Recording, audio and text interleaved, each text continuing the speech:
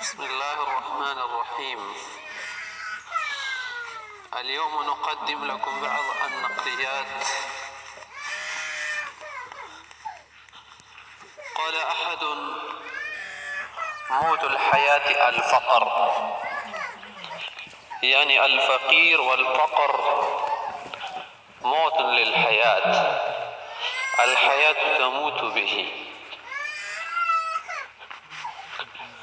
قال العقلاء: الجار ثم الدار، يعني انظر أولا جارك كيف هو وكيف خلقه وكيف عاداته، بعد ذلك الدار انظر كيف هو، كيف هي تلك الدار، فبذلك تستريح في حياتك. قال أحد: قلة المال جهد البلاء.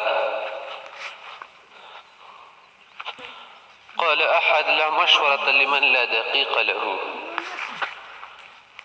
قال أحد: قلة العيال أحد اليسارين، يعني إذا كان عيالك قليل فهذا أيضا يسار، وهذا أيضا لك يسر.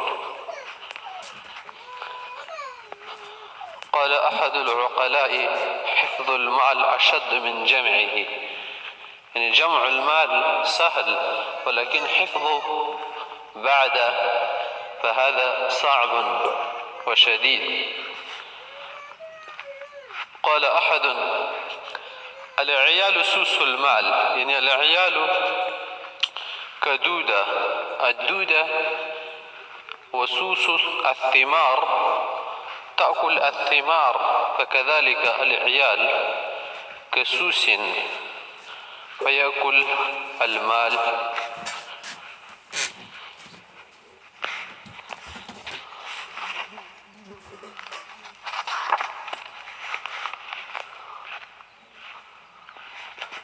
قيل: الضر يترك لغلائه، إذا كان الشيء غاليا وإن كان ثمينا وقيما ويترك لأجل غلائه.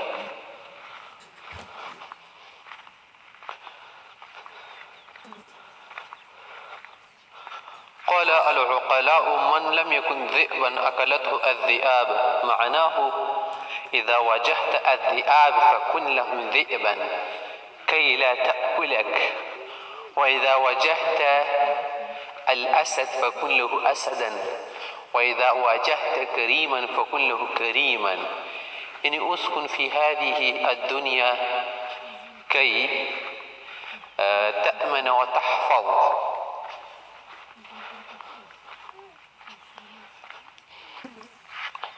هناك شعر قال أحد: ومن يجعل المعروف في غير أهله يكن حمده ذما عليه ويندم، ومن لم يزل عن حوضه بسلاحه يهدم، ومن لا يظلم الناس يظلم. قال أحد: اصبر. لماذا؟ فإن هناك مقولة: بالصبر على ما تكره تنال ما تحب، أنا بالصبر تنال ما تحب وإن كنت تكره.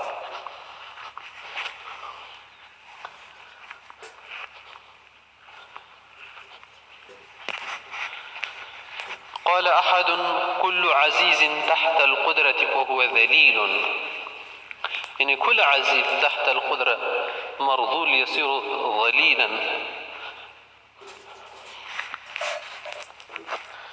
قال أحد العقلاء: لا تحقر صغار الأمور فإن أول كل كبير صغير، يعني كل صغير يكبر فيصير كبيرا، فكل كبير له أصل صغير، فلذلك لا تحقروا صغار الأمور بل كبروها وعظموها، فإن الأمور الصغيرة تصير كبيرة.